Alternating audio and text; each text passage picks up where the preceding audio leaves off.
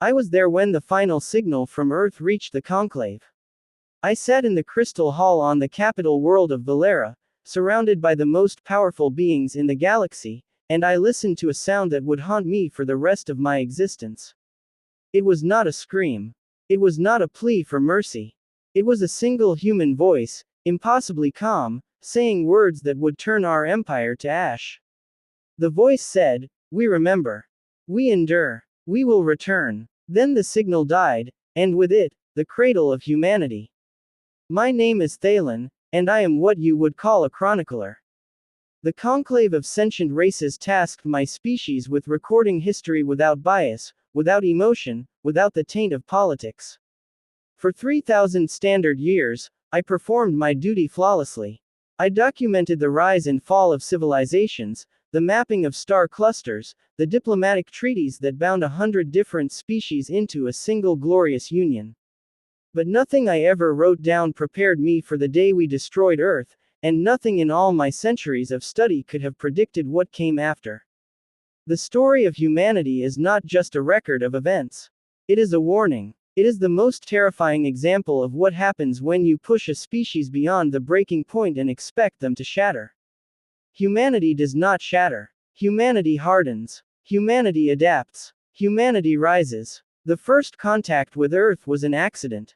A long-range exploration vessel belonging to the Drelk Collective detected a rhythmic electromagnetic pulse emanating from a small yellow star in a backwater spiral arm.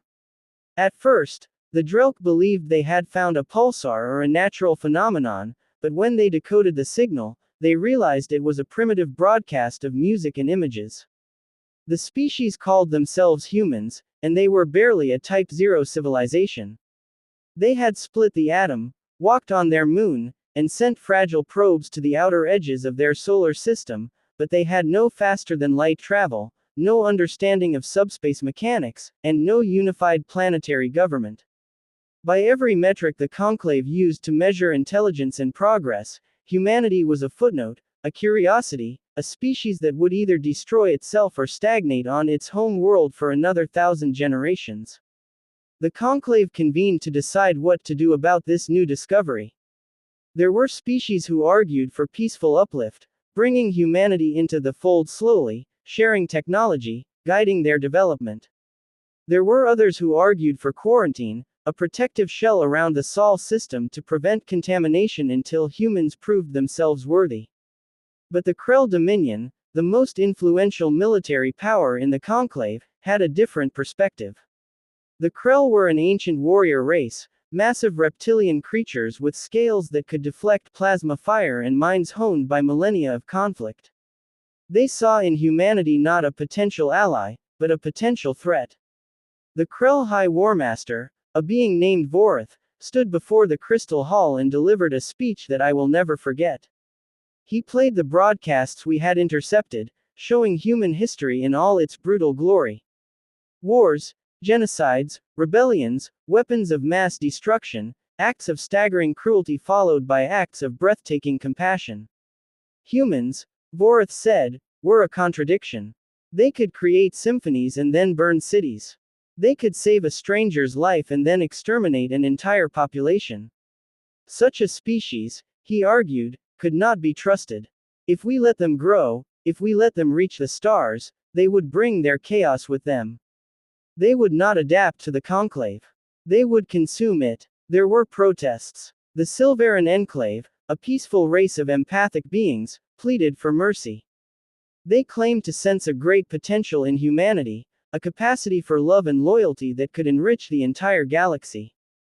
But their voices were drowned out by fear. Vorith framed the decision not as an act of aggression, but as a preemptive measure. Earth was a garden full of venomous flowers, and it was better to burn the garden than to let the poison spread.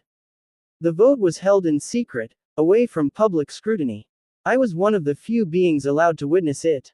When the final tally appeared on the crystalline display, my heart sank. The Conclave had chosen extinction. The pacification fleet was dispatched. The fleet arrived in the Sol system on a day that humans would later call the Day of Black Sun. The Conclave's ships, massive city-sized vessels bristling with energy weapons and kinetic rods, dropped out of subspace just beyond the orbit of their moon. They gave no warning. They broadcast no demands. They simply began the bombardment. The first strikes targeted major population centers. I watched the surveillance feeds from the fleet with a mixture of horror and professional detachment, cataloging every detail for the archives. The humans had no planetary shields, no orbital defense platforms, nothing that could even scratch the hull of a Conclave warship. Their fighter jets were swatted from the sky like insects. Their missiles detonated harmlessly against energy barriers. In the first hour, 3 billion lives were extinguished. But then something unexpected happened. The humans did not surrender. They did not collapse into panic. Instead, they fought. Their scattered militaries coordinated a defense using whatever they had. They launched nuclear weapons on suicide trajectories, managing to destroy 2 escort frigates that strayed too close to their atmosphere. They used their primitive digital networks to spread tactical information, allowing soldiers in different continents to share targeting data in real time. It was futile, of course, but it was magnificent. I found myself leaning forward in my seat, utterly captivated by the sheer audacity of their resistance. The Krell commanders grew impatient. Vorath ordered the fleet to increase firepower. They deployed the world crackers, massive kinetic harpoons designed to pierce a planet's crust and trigger tectonic collapse. The first harpoon hit the Pacific Ocean, and the resulting wave swallowed entire coastlines. The second struck the heart of Europe, and the shockwave flattened cities for 1,000 kilometers in every direction. The third hit the Sahara, splitting the continent down to the mantle. Earth was dying, but it was taking too long. So Vorath made the decision that would seal the Conclave's doom. He ordered the fleet to target the planet's core. A concentrated salvo of phased plasma beams lanced into the crust, boring through rock and magma until they reached the molten heart of the world. The core destabilized. The magnetic field flickered and collapsed. Rivers of lava erupted from the ground, and the atmosphere began to bleed into space. I watched as the cradle of humanity was torn apart from the inside out. The continents fractured. The oceans boiled. The sky turned to fire. And in the middle of that apocalypse, the humans launched their final project. From the remaining spaceports, from hidden bunkers, from underground silos, thousands of ships rose into the void. They were small, crude, and unarmed. They were not warships. They were arcs. The Conclave fleet tried to intercept them, but there were too many, and they scattered in every direction like seeds thrown into a hurricane. Most were destroyed. Some were captured. But a handful, maybe a few hundred, slipped through the blockade and vanished into subspace. I made a note in the archives that day. I wrote, "A remnant of humanity has escaped. Probability of long-term survival negligible.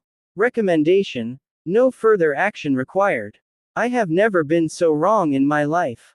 For 200 years, the galaxy moved on.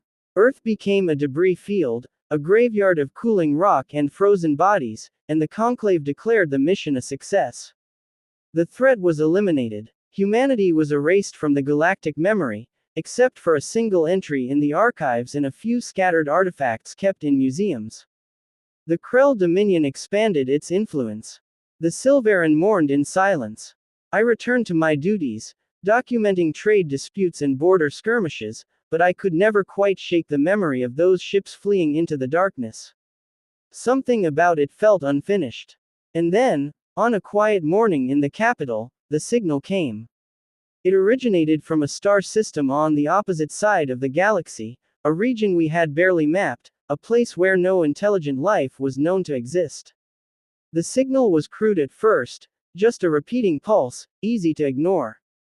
But within hours it evolved. It became a message, broadcast on every frequency, in every language of the Conclave. It said, "This is the voice of humanity. We know what you did. We have not forgotten. We have not forgiven. We are coming home." The crystal hall erupted into chaos. Vorath demanded immediate military action, but when he tried to trace the signal, he found nothing. The source was everywhere and nowhere at once, a ghost echoing through subspace. Over the following weeks, reports began to arrive from distant outposts and colonies. Strange ships had been sighted on the edges of sensor range, vessels that moved like nothing in our databases. They were angular, organic, almost alive. They materialized out of nowhere, observed for a few seconds, and then vanished before any response could be made. A Drelk freighter reported being boarded by beings in dark armor, humanoid in shape but moving with impossible speed and precision. They took nothing except the ship's log and a single crate of medical supplies. Before leaving, their leader spoke to the crew. Prepare for the reckoning. The Conclave convened an emergency session, the largest in history. Every species sent representatives. The Krell pushed for a declaration of total war, but others hesitated. How do you fight an enemy you cannot find?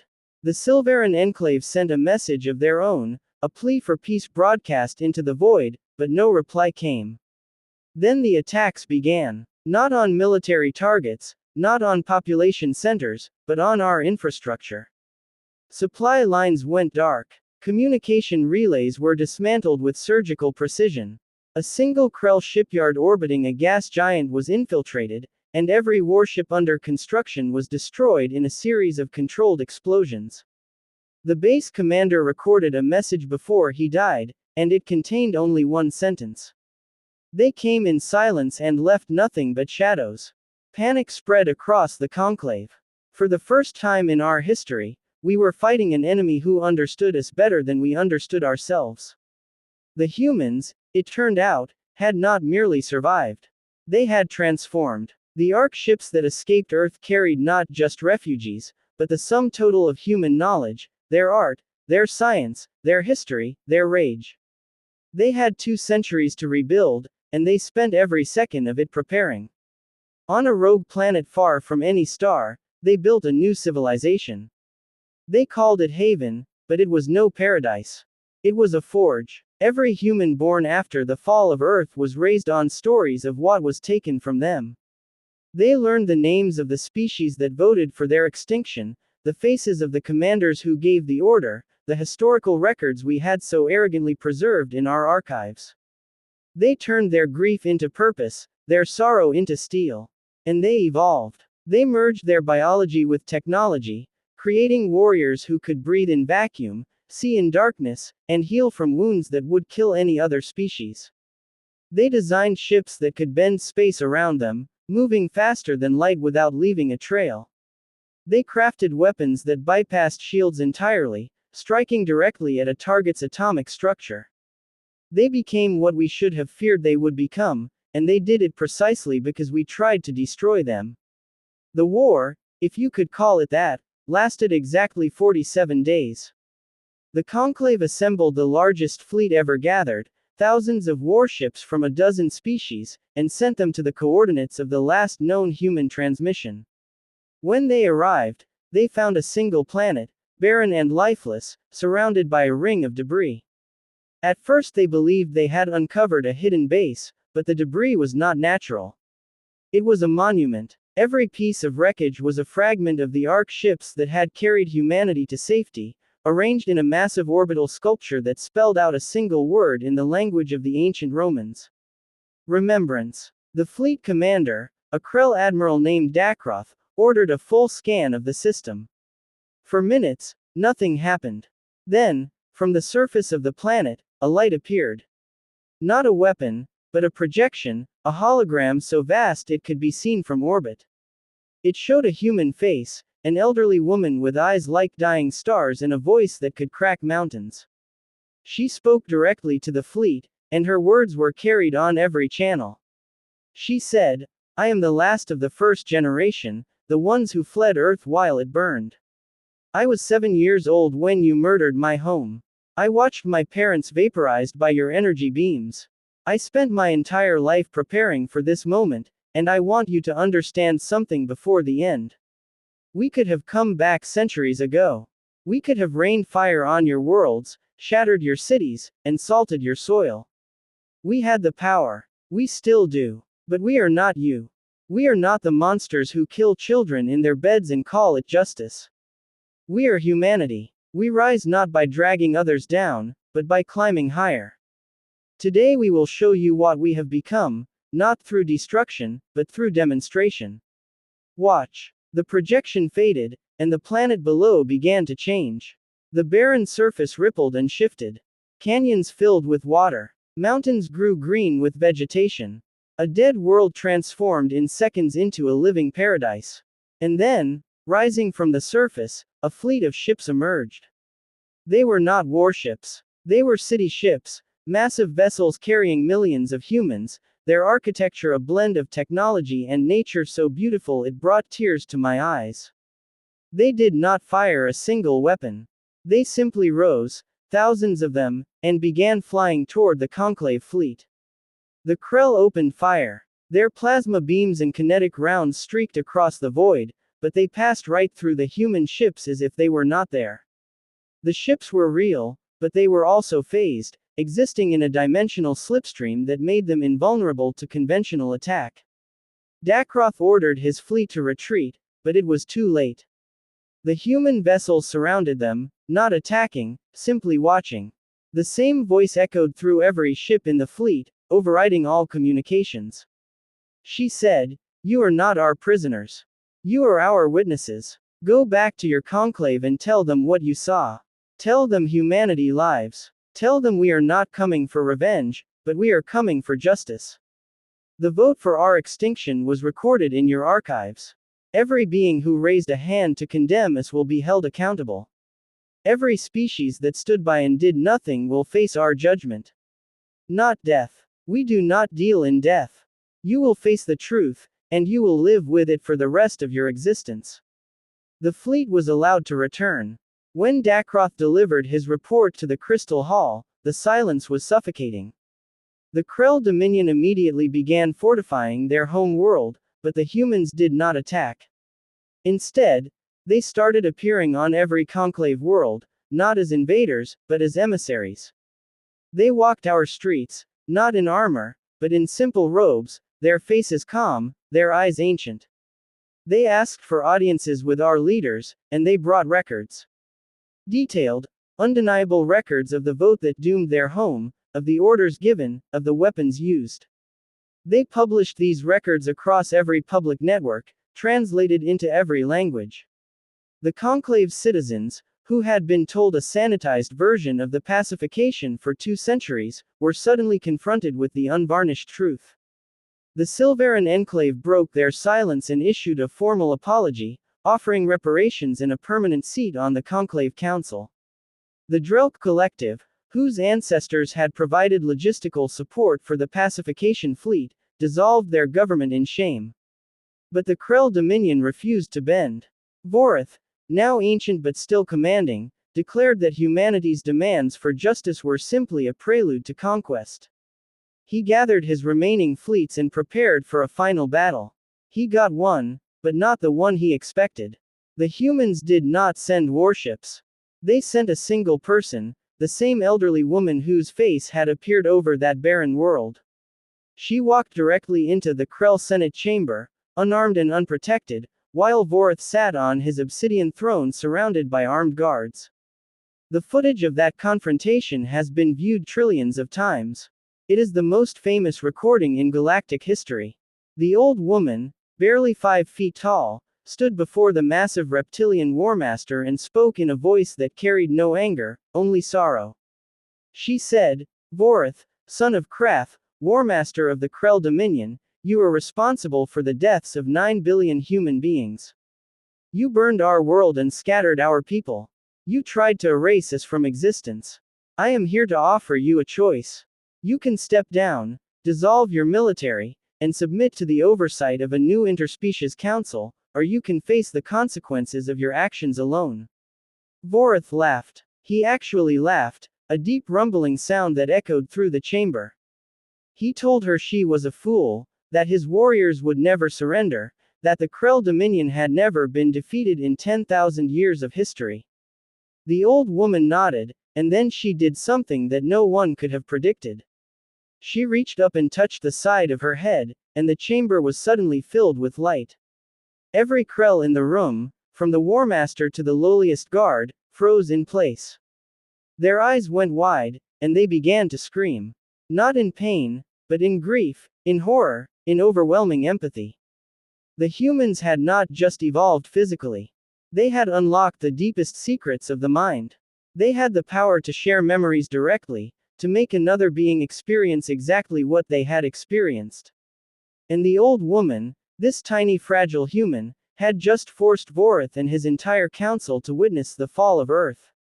They felt the heat of the plasma beams. They heard the cries of dying children. They smelled the burning flesh and the boiling oceans. They lived through every second of the apocalypse that their orders had created, and when it was over, they collapsed to the floor, weeping, broken, utterly defeated. Vorith abdicated that same day. The Krell Dominion dissolved its military and accepted unconditional oversight. The Conclave, as it had existed for millennia, was dismantled and rebuilt from the ground up. And humanity, the species we had tried to destroy, did not claim the throne of the galaxy. They did not enslave us or demand tribute. They simply asked us to remember. They built a new capital world, not on Valera or any other Conclave stronghold, but on a restored Earth. Using technology that bordered on magic, they reassembled their home world from the debris, pulling every fragment back together, reconstructing continents and oceans, resurrecting forests and animals from genetic archives. It took them another century, but when they were done, Earth was alive again. And on the shore of a new, pristine ocean, they erected a monument. It is a wall of black stone, stretching for kilometers, and carved into its surface are the names of every human who died on the day of Black Sun. At its center, written in 100 languages, is a simple message. We remember. We endure. We rose. I am Thalen the chronicler, and I have seen the end of one era and the beginning of another. The Conclave is gone, but a new union stands in its place, a union where every species has a voice, including the predators we once feared. The humans call it the Compact of Remembrance. They say it is not a government, but a promise, a vow that no species will ever again face the horror of extinction at the hands of another. And they are its guardians, not its masters. They walk among us as equals, and sometimes, when I see a human child laughing in the gardens of the new Crystal Hall, I almost forget the fire. But then I look into their eyes, and I see it. The memory. The grief. The unbreakable core of steel that lies beneath their gentle smiles. Earth fell. Humanity rose. And the galaxy will never be the same.